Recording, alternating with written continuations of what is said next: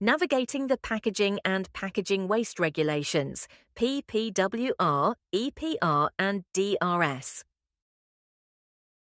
By Stuart McCaig, Sales Manager and European Product Manager at Ultra Polymers Limited. Stuart is the Sales Manager of Ultra Polymers Limited, bringing over a decade of experience in polymers. He is deeply passionate about sustainability and cultivating innovation in the circular economy, supporting customers from supply through to production, helping them reduce their carbon footprint and achieve their sustainability goals, and working with household known brands, including Hoselock and Pneumatic. What is the Packaging and Packaging Waste Regulation? What is the PPWR? The European Union, EU, and the United Kingdom, UK, are driving towards a circular economy for packaging, but regulatory approaches differ from country to country. The Packaging and Packaging Waste Regulation, PPWR, replaces a patchwork of national rules with a harmonised approach to packaging across the EU, extending recycled content requirements to almost all plastic packaging. The key objectives of the EU PPWR are to cut packaging waste by 5% by 2030 per capita and by 15% by 2040. Ensure all packaging is recyclable by design by 2030, with practical recycling by 2035, and to have a minimum of 25% recycled plastic in PET beverage bottles by 2025 and higher thresholds for other formats by 2030 and 2040.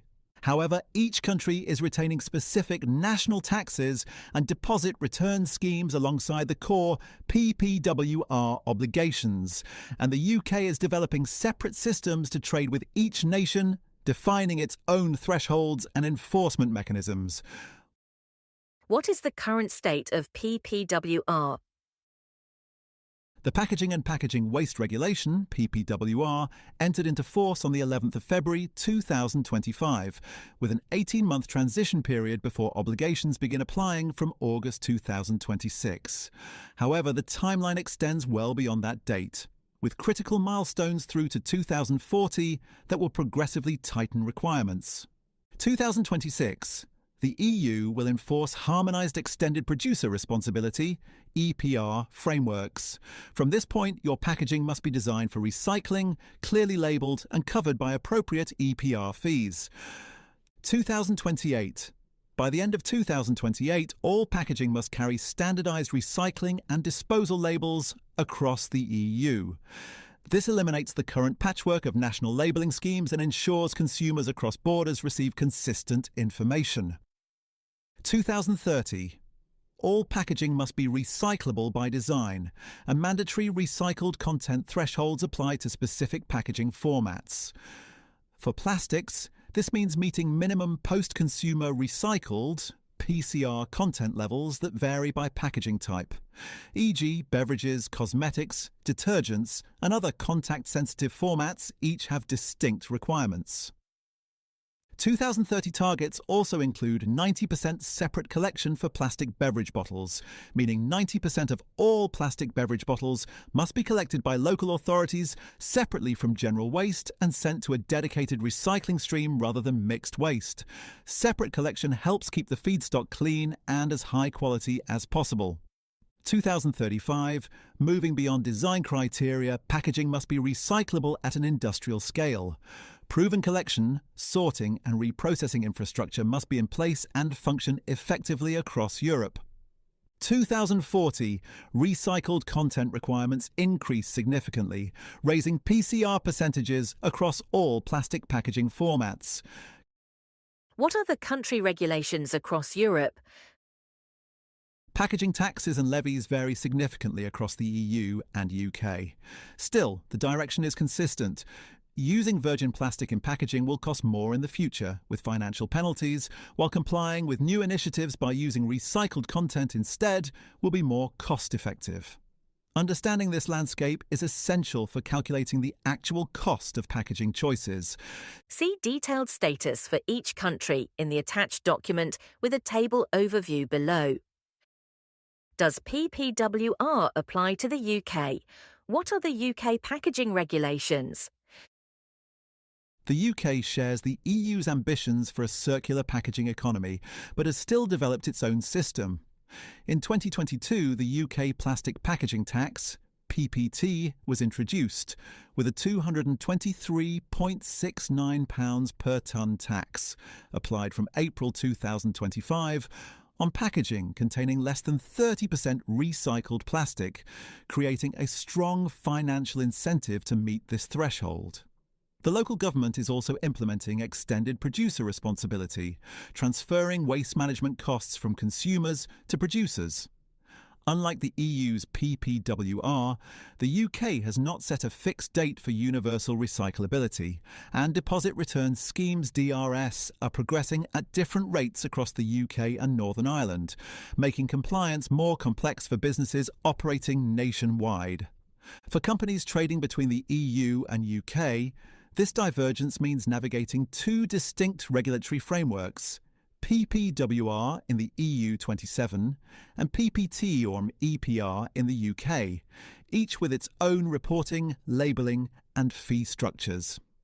The most effective strategy is to design packaging to the stricter standard, generally the PPWR's 2030 recyclability and recycled content requirements, which will usually exceed the UK's 30% PPT threshold and qualify for EPR fee reductions in both regions. This unified approach simplifies supply chains, reduces SKU complexity, and minimises the financial and operational risks of non-compliance, such as restricted market access and penalties. What do businesses need to do to comply with the new regulations? As businesses come to face sustainability, the trick is not to treat these as regulatory hurdles, but as opportunities to future-proof operations, enhance brand positioning in the market, and avoid costly levies. The timeline to 2030 may seem distant, but the decisions you make today determine your compliance position, cost structure, and market access in 5 years. Early action reduces risk, avoids last-minute redesigns, and captures the financial benefits of recycled content before competitors. Large companies should audit all packaging, align designs to meet PPWR's strict recyclability and recycled content standards to facilitate cross-border trade, engage suppliers to provide certified recycled content with full traceability, and invest in systems to track data for digital product passports. Small and medium enterprises should simplify packaging by reducing materials and layers, check and register for EPR thresholds early, and source from certified suppliers to lower EPR fees, improve recyclability, and keep pace with increasing regulatory and data requirements.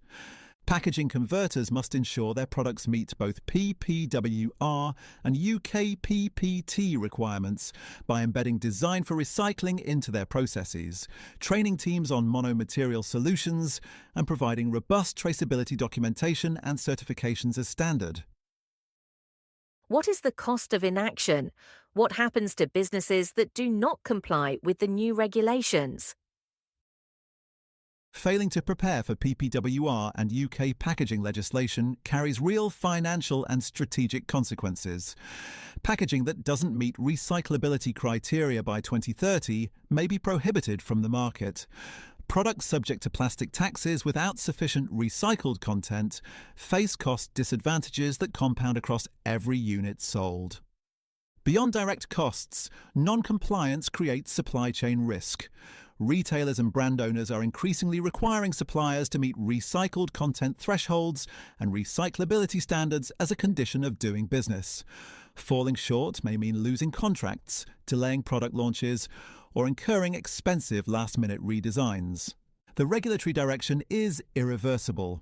Europe and the UK are committed to circular packaging economies, and the policy frameworks to enforce that vision are now in place. The only question is whether your business adapts proactively or reactively. Why work with ultrapolymers? How can ultrapolymers support regulatory compliance? Ultra Polymers offers a comprehensive service package to help businesses navigate complex PPWR, PPT, EPR, and DRS requirements, including technical support, regulatory documentation, and a portfolio of certified recycled, advanced recycled, and bioattributed polymers with full traceability. Our sustainable solutions include mechanically recycled materials, PP, PE, PET, etc., for secondary packaging, delivering up to 88% reduction in carbon footprint and cost savings by avoiding plastic taxes and lowering EPR fees. Also in our growing portfolio are advanced recycled and bioattributed polymers for food, medical and cosmetic packaging that meet strict safety and recycled content mandates. By partnering with Ultra Polymers, companies benefit from expert guidance, reliable supply chains, and future-proof materials, ensuring compliance, reducing costs, and maintaining uninterrupted market access as regulations evolve toward 2030 and beyond.